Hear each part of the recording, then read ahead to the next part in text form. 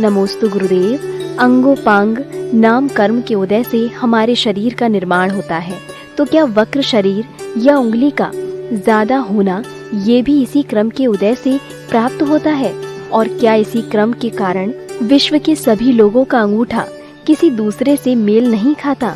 अंगोपांग नाम कर्म के उदय से नहीं, शरीर नाम कर्म के उदय से।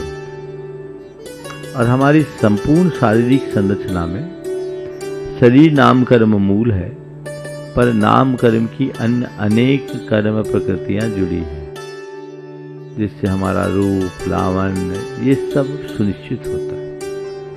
आपने जिस कर्म की बात की वह अंगोपांग नाम कर्म है।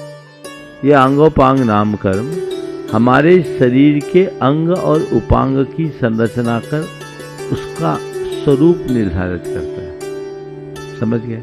इसके साथ एक निर्माण नाम कर्म है जो निर्माण की प्रक्रिया को पूरा करता है। फिर अंगोपांग नाम कर्म है जो अंग और उपांगों को व्यवस्थित रचता है।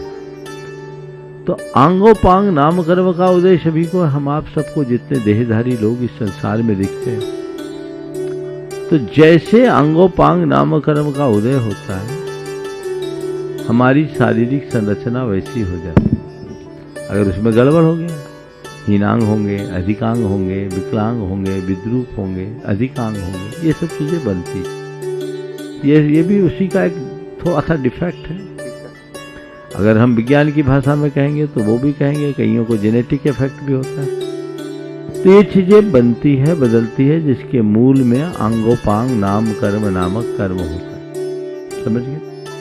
आपने कहा कि संसार के सभी प्राणियों में एक किसी का अंगूठा समान नहीं होता। वह ऐसा चितेरा है कि कोई चित्र की कॉपी नहीं होती, एक जैसी दिखती भले, सूक्ष्म अंतर होगा। समझ गए? नाम कर्म का चितेरा हमारा चित्र बनाता है।